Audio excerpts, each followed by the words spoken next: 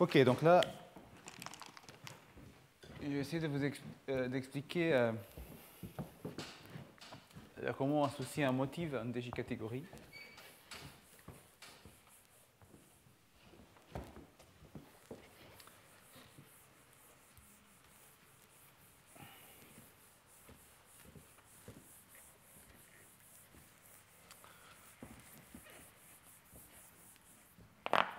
Voilà.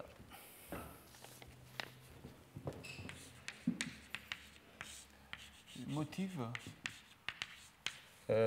associé à une DJ catégorie.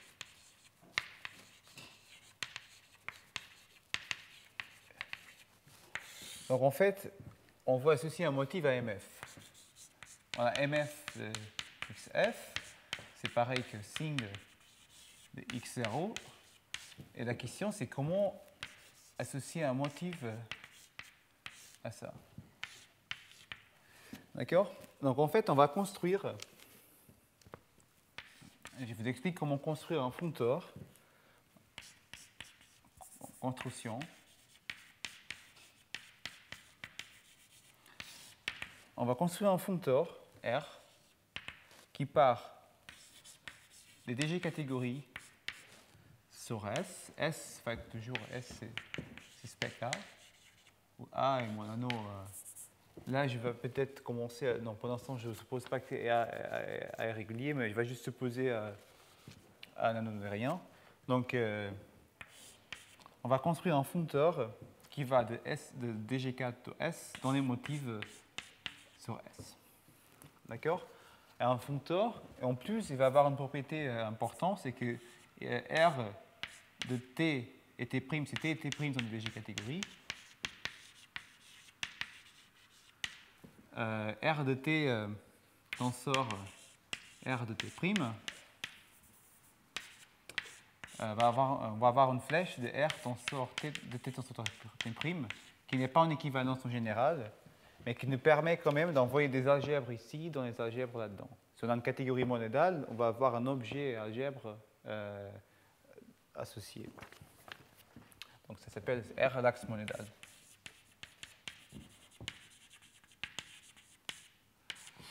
Donc l'idée c'est quoi? L'idée c'est qu'à T, une DG catégorie, on va associer le motif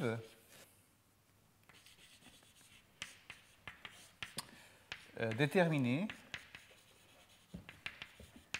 par la théorie cohomologique suivante.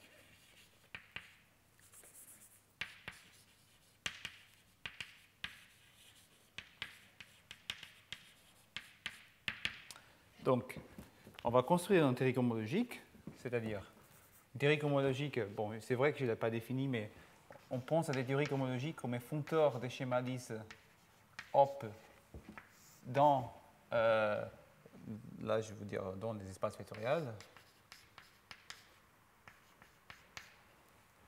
Donc, et l'idée c'est quoi? C'est qu'à chaque y sur S, on va associer, donc je vais appeler ça, cette théorie cohomologique, on va l'appeler R de T. Et donc, R de T évalué en Y, c'est par définition la catégorie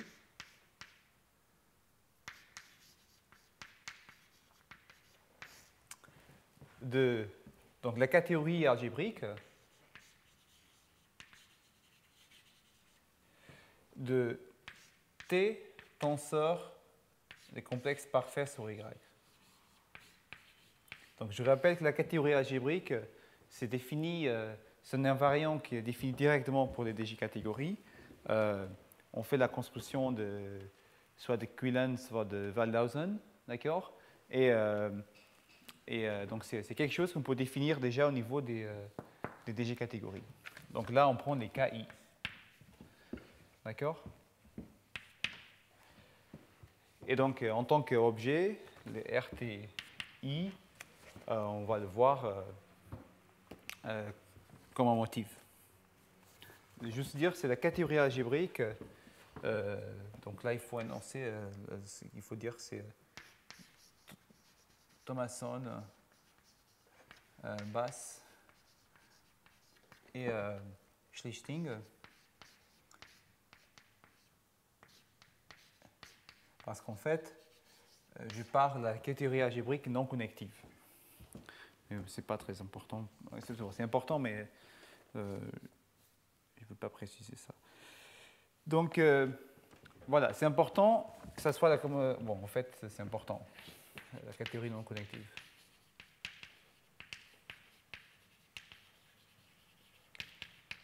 C'est important exactement pour avoir le résultat suivant.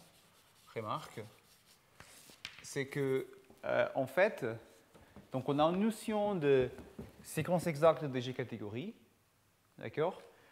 Là, comme on a cette catégorie-là, elle est stable, elle est triangulée, donc on a une notion de triangle exact.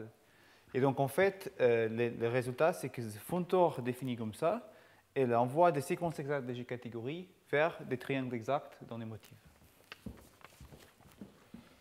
R, une séquence exacte, une suite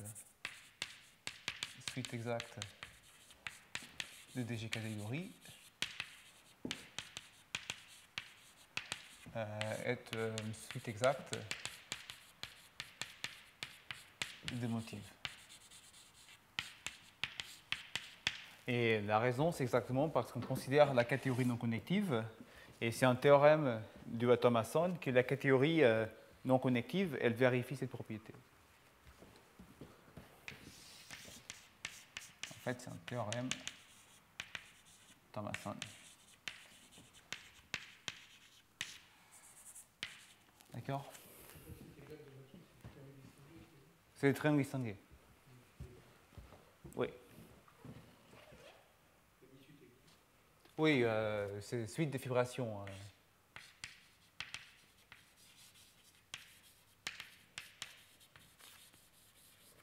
Triangle distingué dans la théorie triangulée.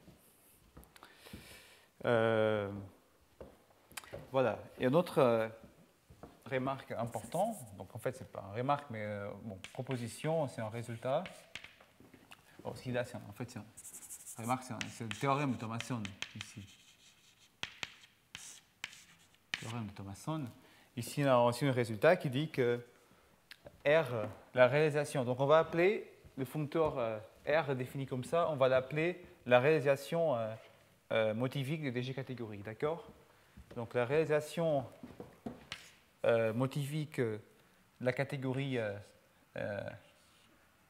unitaire, la catégorie de la unité monodale. Donc ici, on a une structure monodale, d'accord?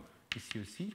Et on a la catégorie, simplement, on est sur S, on a la catégorie 1S, c'est la catégorie, la DG catégorie, qui a un point et A en tant qu'endomorphisme. D'accord? Et donc le résultat dit que la réalisation de cette DG catégorie, c'est exactement le motif que, je ne sais pas si c'est bien la notation standard, mais qu'on va appeler ici BU, c'est exactement le motif qui représente la catégorie.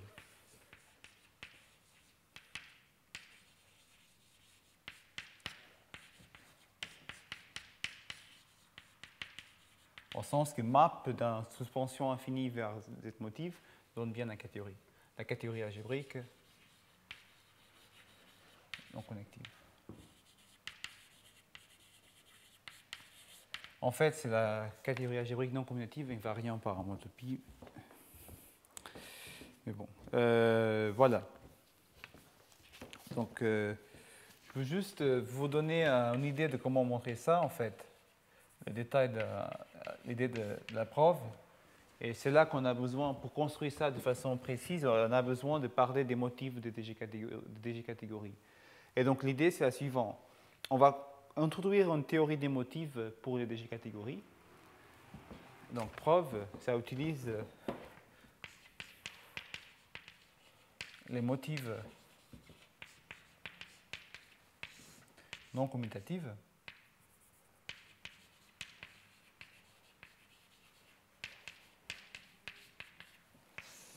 Et c'est quoi les motifs non commutatifs? Bon, c'est la même idée, que la théorie des spectres et la catégorie SH. Mais on ne commence pas avec les espaces topologiques, on ne commence pas avec les schémas, on commence avec les DG catégories. D'accord?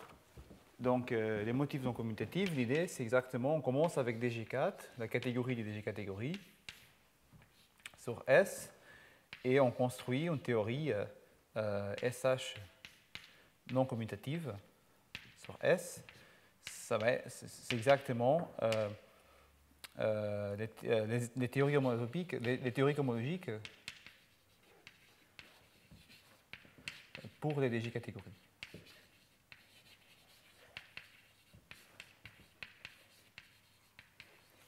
Et ici, on a aussi un fundeur canonique qui va de DG4. Bon, là, il faut faire attention parce qu'on va faire DG4 op, on va introduire une notation, on va appeler DG4 op la catégorie des espaces non commutatifs. D'accord? Par définition, un espace non commutatif, c'est un objet de la catégorie DG4 op. Et c'est exactement pour ces objets-là que construit une théorie des motifs.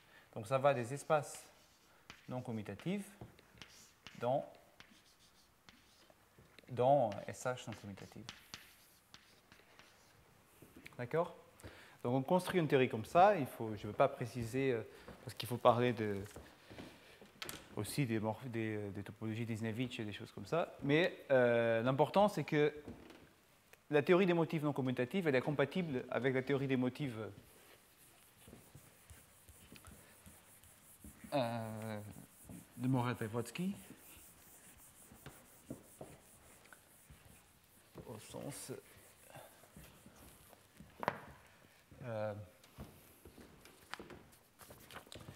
donc là, je veux dire qu'en fait, on a donc remarque, c'est qu'on a un functor, le functor d'Eparf, qui nous permet de passer à des schémas lisses sur S vers des espaces non commutatifs. Et ici, on a le functor canonique sigma infini m qui va dans les motifs de Weivotsky. Et ici, il a le functeur sigma infini non commutatif, SH non commutatif. Et le functeur parf s'étend à un functeur des parf motiviques, exactement par la propriété universelle de ce côté. Et juste par des raisons abstract nonsense, elle admet un adjoint. Un adjoint à droite. D'accord? Donc ça nous permet, en fait, à chaque fois, de regarder une DG catégorie comme un motif. D'accord? Donc c'est ça l'idée de la construction de la preuve, c'est qu'on utilise cette adjonction-là pour à chaque DG catégorie associer bien un motif, un vrai motif commutatif. Voilà. Donc, juste faire deux remarques qui font le lien avec les résultats de l'exposé précédent. Les remarques, c'est qu'en fait, le lien avec la théorie de Wormhoff-Witten, c'est qu'en fait, l'idée de montrer que la catégorie parf d'une variété est munie d'une action de l'opéra du courbe stable, c'est une idée de Manin, une suggestion de Manin.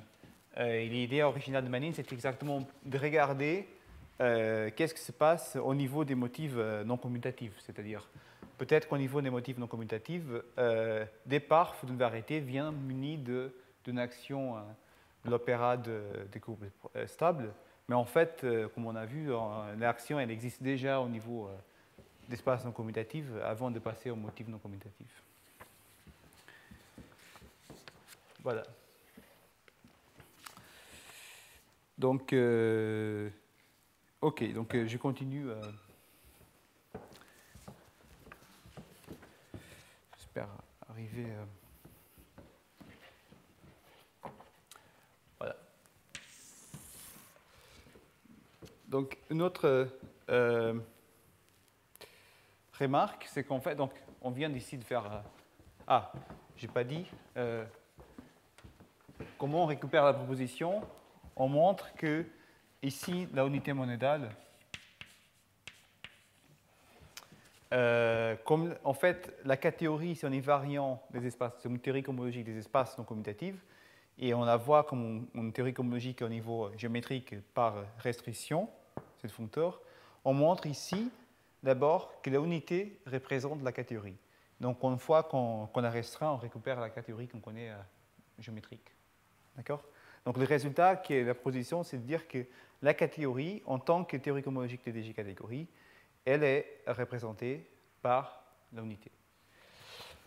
Donc, voilà. Donc, le corollaire,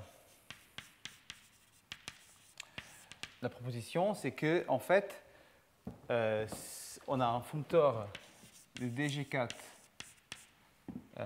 dans S monédal qui va dans R dans SH, sur S, qui est l'axe monédal. Et comme on sait que l'image d'une algèbre est toujours une algèbre, et comme 1 de S est toujours une algèbre, on sait qu'en fait, la réalisation de 1 de S, c'est la catégorie, est aussi une algèbre. Et en plus, on sait que les functeurs se factorisent de façon naturelle par le module sur cette algèbre.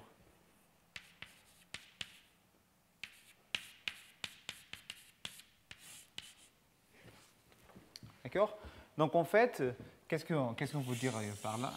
On veut dire que la réalisation d'une DG catégorie, le motif associé à une DG catégorie, il vient toujours muni d'une action de la catégorie. C'est-à-dire,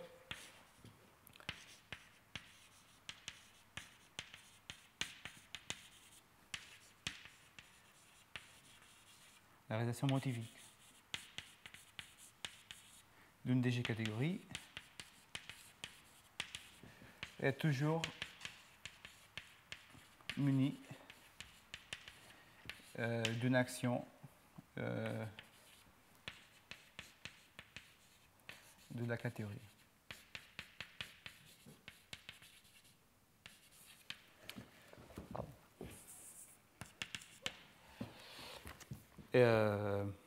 Voilà, et dans les cas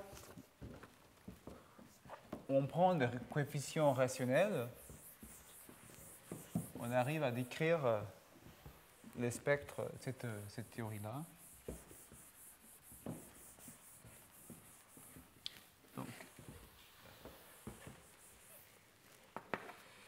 Donc le remarque important,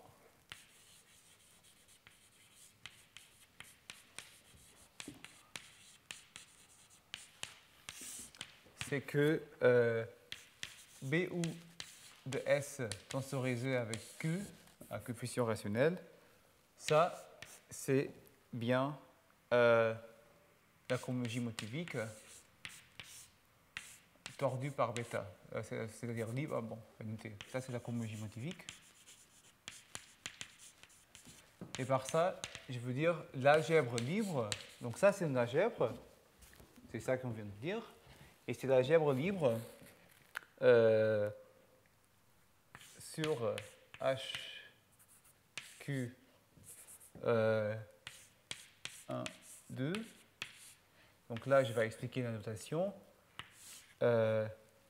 avec bêta moins 1, inversible. Donc, j'ai besoin d'expliquer qu'est-ce que tout ça veut dire. Donc, ici, dans SH, on a une notation. Et la notation, c'est de noter 1, 2, l'objet donné exactement par la cofibre de point à l'infini. D'accord? Et donc, c'est ça qu'on veut dire là. C'est tensor point à l'infini.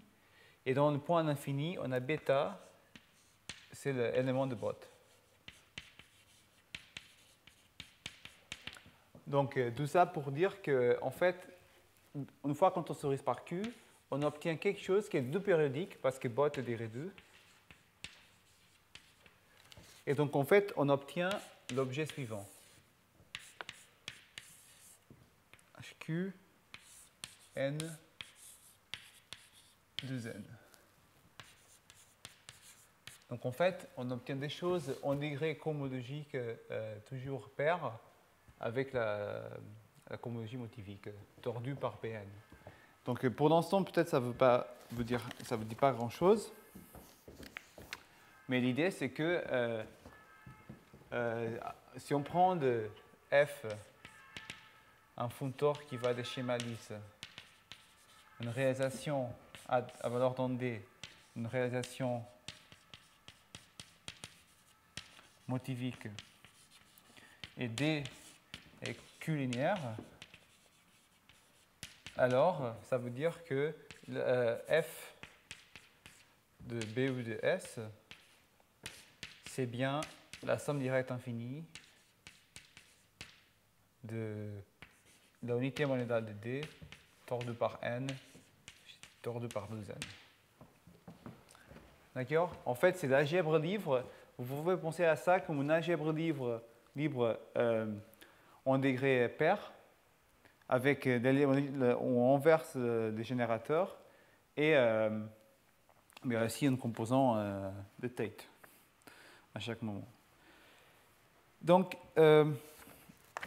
voilà. Donc, tout ça pour dire qu'en fait, on a une façon d'associer un motif à une DG catégorie, c'est ces motifs donnés par ça.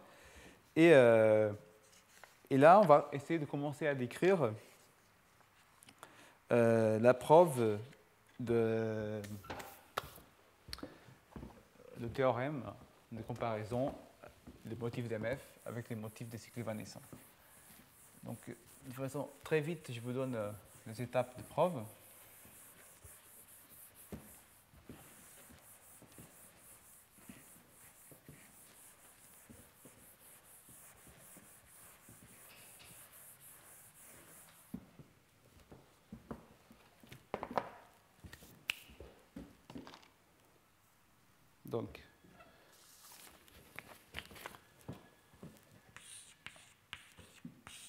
Donc là, comparaison.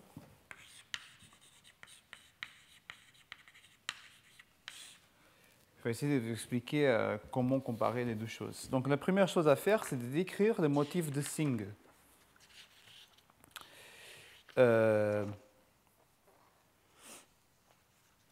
Donc on commence toujours avec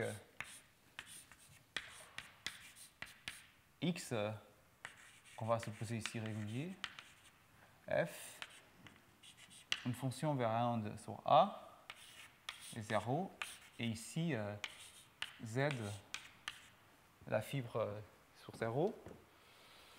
Et donc on va avoir des parfs de z qui s'incluent dans des parfs d'écho de z et qui s'envoient dans la suite exacte qui donne la définition de Singh. D'accord? Et donc, la remarque qu'on avait fait quelques minutes, c'est que donc là, on a une suite exacte de G catégories. Donc, une fois qu'on prend le motif associé, on obtient une suite exacte des motifs. Donc, je vais appeler R. Donc là, on a une suite distinguée des motifs. D'accord? Donc on a une suite de motifs. Et en fait, on va utiliser la suite des motifs pour décrire le motif de Singh. Donc je vais vous expliquer de façon très vite le résultat. Le résultat dit la chose suivante, dit que la fibre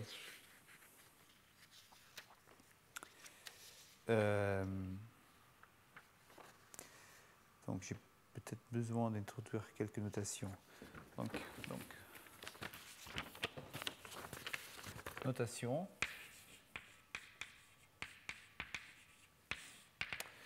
Donc c'est pas notation et c'est une construction en même temps. C'est la construction des 6 opérations.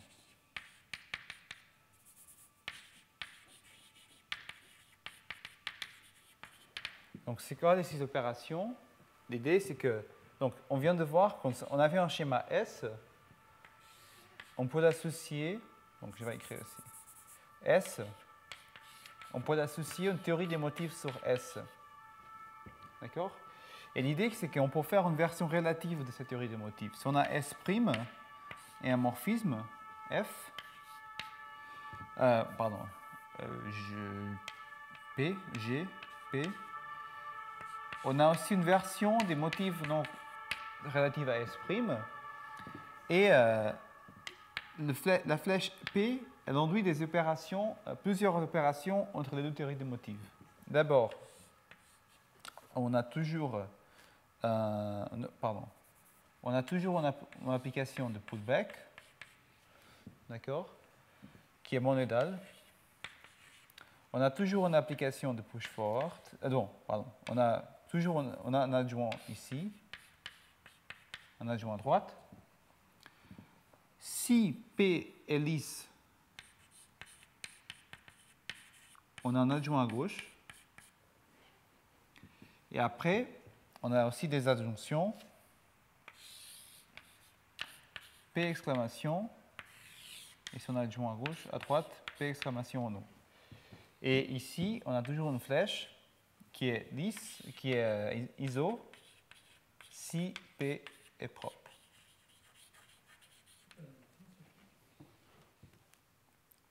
Non.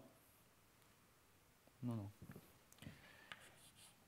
C'est ça, c'est P est propre. Donc on a ici, en fait, on a 12 adjonctions. L'adjonction ici, et les 2 retours monédales. Et c'est ça les 6 opérations. Bon, pardon, le produit tensorial et l'ordre terme associé. Et donc, voilà. On peut toujours changer si on a des motifs sur S, on a plusieurs façons de le voir comme motif sur S', et le contraire, c'est aussi vrai.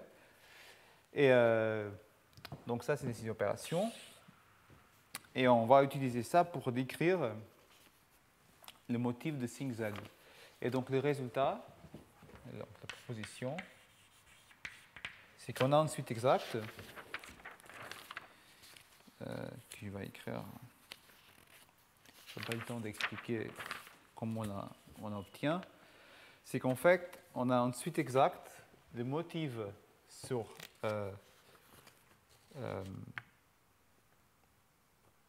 oui. Donc, pour proposition, on considère maintenant que S, c'est un anneau de variation discrète. C'est un spectre A avec A un DVR, d'accord, où on considère état son point générique avec G état d'inclusion, avec sigma le point fermé, I sigma l'inclusion fermée. Alors, on a une suite exacte de motifs des 6 opérations. En fait, les 6 opérations, ça implique l'existence d'une suite exacte de motifs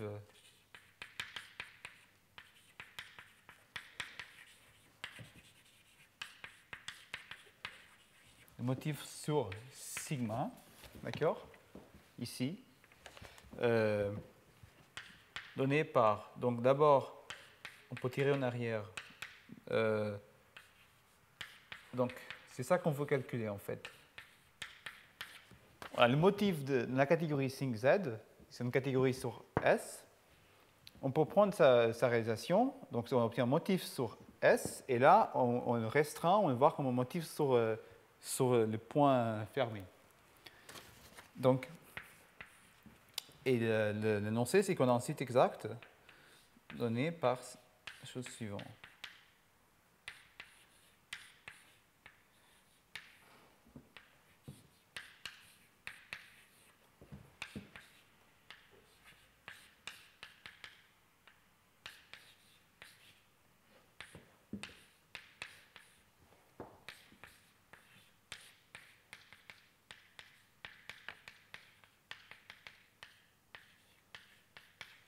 Où on considère S, X, P, X est défini sur S, état, J état, sigma, I sigma. Ça, c'est P sigma. Et ça, c'est P eta. D'accord? Donc ça, sont les flèches qu'on a besoin pour décrire. Donc en fait, on est en train de dire que le motif de la catégorie Sing, c'est le noyau de cette flèche. D'accord? Et là, c'est G. Et malheureusement, je n'ai pas trop de temps d'expliquer comment on obtient ce résultat. Je vais plutôt passer directement à la comparaison avec les cycles évanescents. Donc ici, qu'est-ce qu'on a? Il faut juste peut-être ajouter des hypothèses proprement.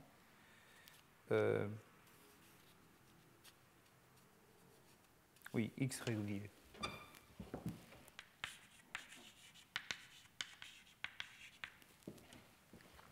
Et c'est tout. C'est tout. Voilà. Donc on passe directement à la comparaison avec les cycles évanescents. Donc on va garder cette séquence. En fait, le théorème de comparaison, pour le montrer, on va construire deux suites exactes. D'abord cette suite-là et une autre suite. Et on va comparer les deux suites exactes.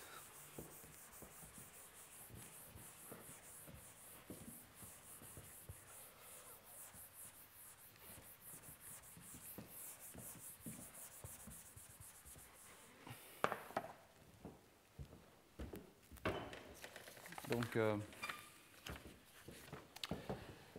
voilà. Donc, d'abord, on a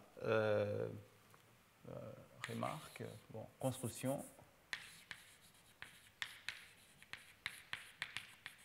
On va considérer la réalisation énadique.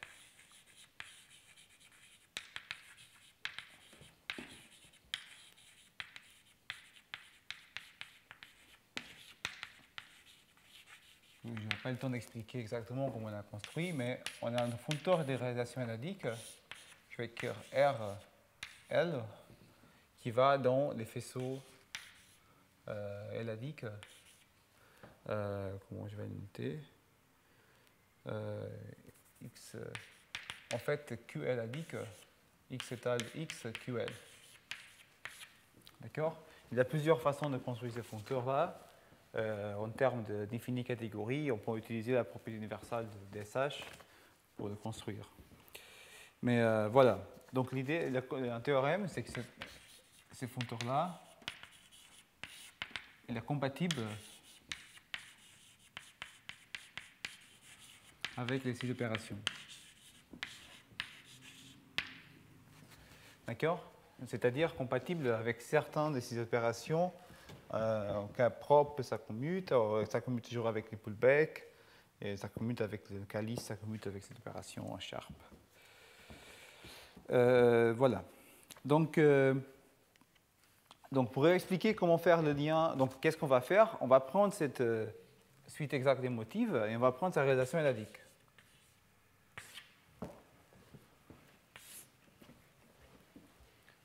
D'accord? Donc maintenant, on a un faisceau énadique sur sigma. Et voilà. Là, on a le contexte énadique. Donc là, je peux vous expliquer le lien avec les cycles évanescents dans les cas énadiques, qu'on connaît depuis SGA6, SGA7. Donc c'est ça la partie de comparaison.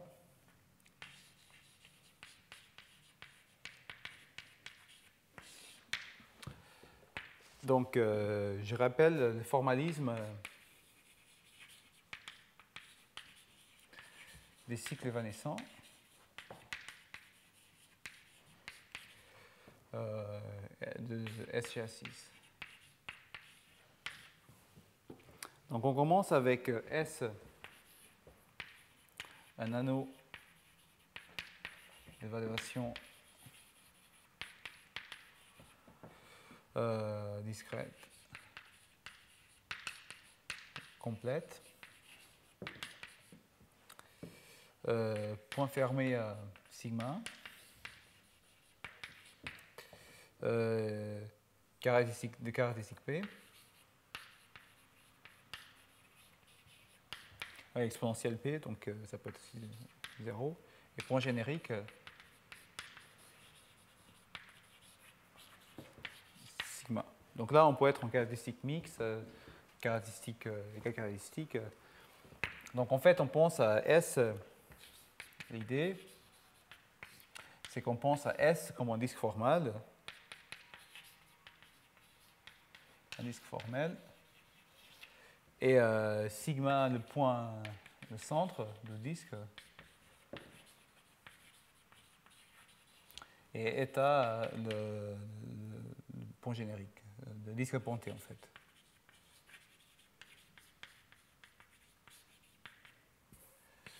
Voilà.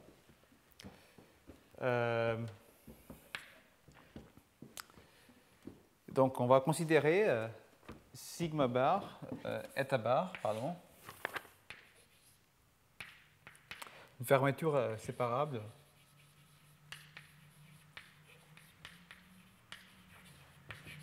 d'état qui joue le rôle de revêtement universel.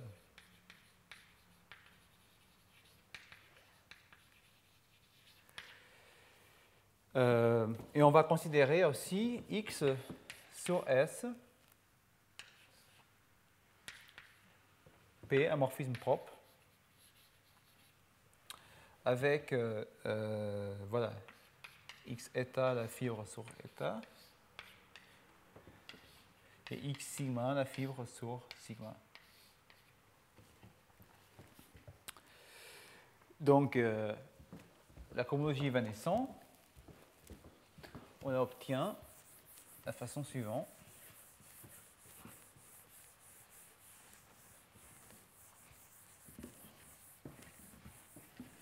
Je vais peut-être garder la suite qui est là.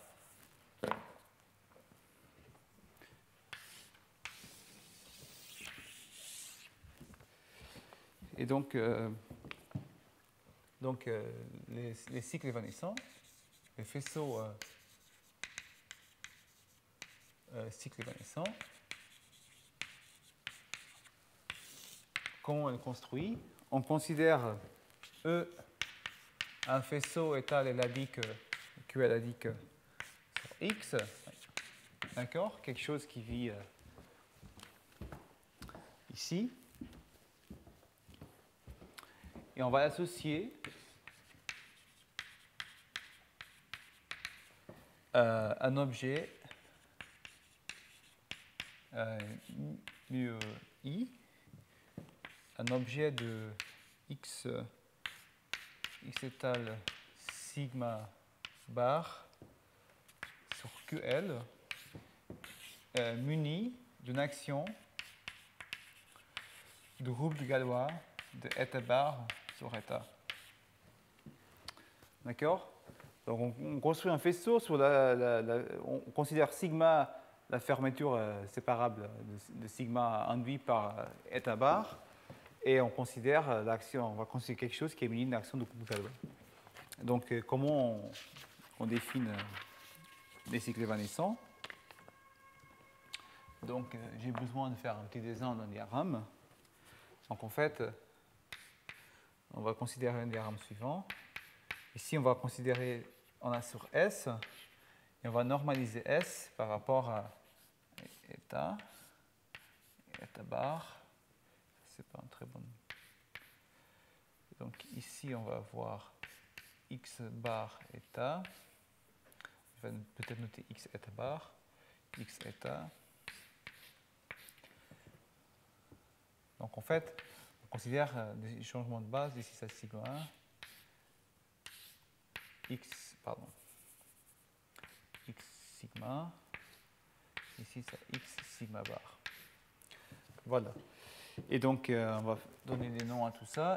X zeta bar, I sigma. Et on va appeler ça U, V, P, V. Oui, c'est ça. C'est que ça, c'est V, V eta. Ça, c'est. Ah, excusez-moi. Ça, c'est U. Donc, ça, c'est U eta. Ça, c'est U sigma. Ça, c'est V. Ça, c'est V eta. Ça, c'est V V sigma. Et là, on a G bar. Et là, on a I bar. Et donc, en fait, comment on construit un objet muni d'une action de groupe galois? On considère d'abord l'objet. Donc, on commence avec E. E, c'est un objet qui vit ici. On le voit comme un objet ici par pullback. D'accord? Et après, on le pousse en avant vers sigma bar. Donc, en fait, on va faire la chose suivante. On considère I bar, G bar, U bar, de E. Donc, G état, G état. J'ai pas peut-être la bonne notation. Oui, ça c'est G en fait, c'est G. Voilà. U, et ça c'est V, V. Voilà. Voilà. Donc on considère cet objet-là, on commence avec E sur X, et on arrive à avoir un objet, un faisceau élastique sur X, sigma bar, coefficient QL, qui est muni d'une action canonique de eta bar sur eta à cause des automorphismes de eta bar. On a un automorphisme de eta bar, on a aussi un automorphisme de x eta bar, donc on a un automorphisme de Fontor, ce Fontor-là. Et donc, en fait, on a aussi un morphisme qui est égal eta bar sur eta équivariant, qui est donné par la restriction de I de E à sigma et cet objet-là.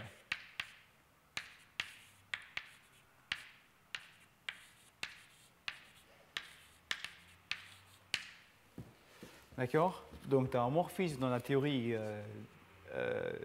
des représentations de groupe galois. Et on va définir le cycle évanescent comme la cofibre de conoyau de cette flèche.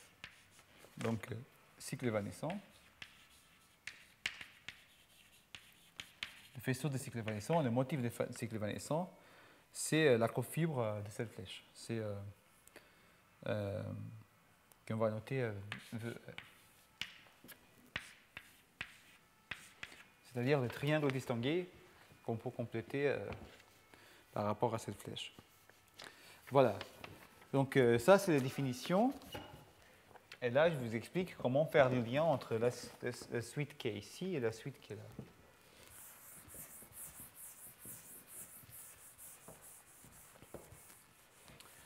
Donc l'idée, en fait, c'est simple.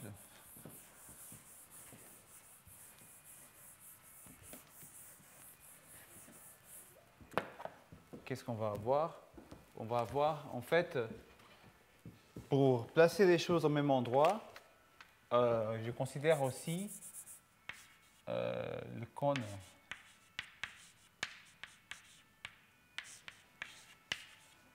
je complète le triangle dans le sens contraire. Et c'est en fait, c'est la suite qui est là que je vais comparer avec la suite qui est ici. D'accord? Donc, je vais en fait comparer ça avec ça et ça avec ça. D'accord? Donc, la comparaison, on obtient de la façon suivante. Donc, ici, on a en fait une suite exacte des choses égales équivariantes. D'accord? Et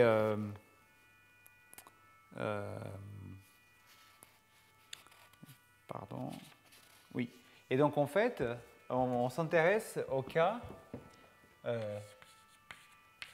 où E.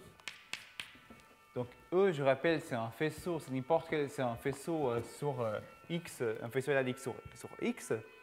Et donc, on va considérer le faisceau donné par la réalisation élastique de BUX. Donc, BUX, c'est l'objet, ça vit dans SH sur X. C'est l'objet qui représente la catégorie. Et donc, en fait, comme on a un fonteur de réalisation qui va de SH sur X dans les faisceaux étals QL adique sur X, on peut considérer sa réalisation. Et donc, on peut commencer à faire la théorie des cycles évanescents par rapport à ce faisceau-là. D'accord? Donc, c'est les faisceaux que vont étudier la différence entre la fibre sur 0 et la fibre sur un disque pointé autour de 0. Donc, on obtient la suite qui est ici. V. Il faut faire maintenant, je peux faire ici une remarque, c'est que RL, B ou X, je vous ai fait la remarque que si on a une réalisation motivique à valeur dans quelque chose soit Q-linéaire, un quadratique 0, alors l'objet BU, c'est l'objet donné par cette somme directe de 1 QL. En fait, c'est 1 QL, twist N et 2N. Ah, c'était la remarque qu'on a fait avant. Et donc, en fait, ça dit que V de ça,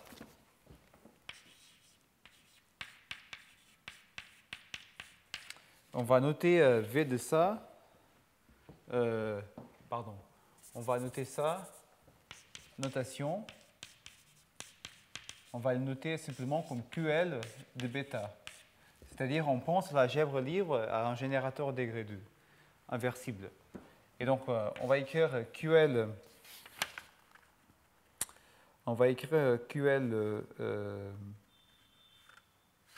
E, donc QL bêta, pour cette vaisseau. Donc, on va avoir une suite exacte, donnée comme ça.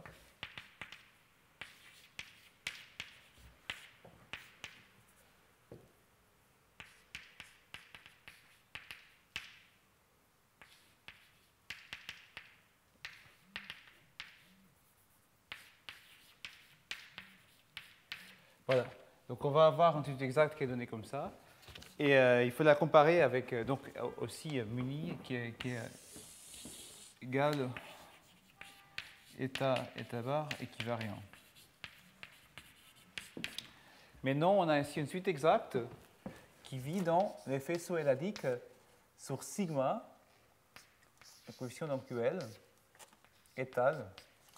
Et je rappelle que à cause de descente étale, la descente étale, les faisceaux sur sigma sont des faisceaux sur sigma bar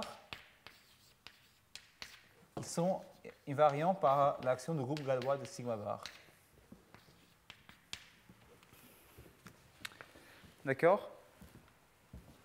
Donc ici, on a ensuite, on va juste comparer l'endroit où on a les deux séquences. Donc là, on a une séquence sur les faisceaux étales sur sigma bar, une action de sigma bar. Et ici, on a une action gal équivariant de gal état bar dans les faisceaux sur X, QL adique. D'accord? X bar. Et donc, en fait, d'abord, on peut le pousser en avant. Donc, pour l'instant, on a quelque chose là. Si on le pousse en avant, on obtient quelque chose ici.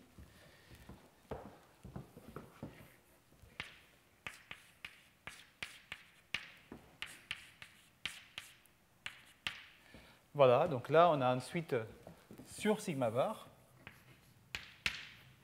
Donc, en fait, on a une suite gal état bar équivariant sur sigma bar. D'accord? Et je rappelle que, comme si on a un disque formel, on a une suite exacte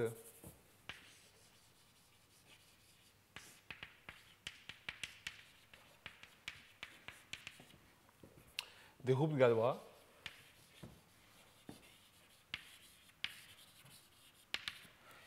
C'est gal état bar état, gal sigma bar sigma. Et ici, on a le noyau, c'est le sous-groupe, ça s'appelle le sous-groupe d'inertie.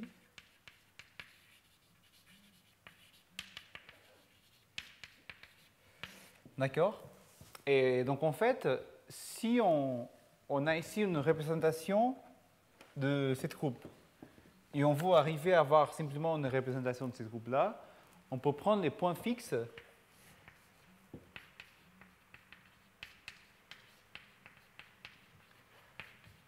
par rapport à I, et on arrive dans sigma bar QL un coefficient d'égal de sigma bar sigma. D'accord? Donc c'est ça qu'on va faire. On va prendre les points fixes homotopiques par rapport au sous-groupe d'inertie. Donc on va prendre les points fixes homotopiques. D'accord? Et je suis presque fini. Donc le résultat, donc le théorème de comparaison, c'est de montrer que le point fixe homotopique de ça, c'est bien ça. Et les points fixes homotopiques de ça, c'est juste par des adjonctions, c'est ça. Ça, c'est trivial. Montrer que ça, c'est des points fixes homotopiques.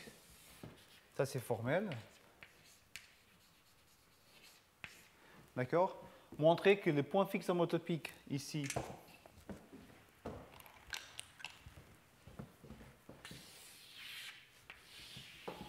sont donnés par ça. Ça vient de calcul. Donc le résultat, c'est un calcul de cohomologie de groupe. On montre la cohomologie de groupe d'inertie à coefficient dans QL. C'est QL plus QL tort 2 par moins 1 shifté par moins 1. Et pour voir ça, il suffit de voir, en fait, on se ramène à calculer la cohomologie de groupe ZL. D'accord? La cohomologie d'un groupe profini. Et ça, on peut voir CR, par exemple. D'accord? Donc à la fin, le résultat de comparaison revient à dire que le point fixe invariant, c'est-à-dire la cohomologie par rapport à I, à coefficient dans QL, c'est exactement deux copies de la même chose avec un décalage de 1 et moins 1. D'accord? Et après, le fait que le twist de Tate, cette twist-là, c'est équivalent à un twist par 1, en fait. C'est ça qu'il faut comparer. Donc voilà, je termine ici. J'avais quelques détails à donner, mais je pense que... Donc, juste énoncer le résultat final. Le résultat final, c'est que la réalisation du motif de Singh, c'est bien cet objet-là. Et ça, c'est la cohomologie du faisceau cycle évanescent par rapport à ce faisceau-là, où on considère les points fixes homotopiques. Voilà, merci.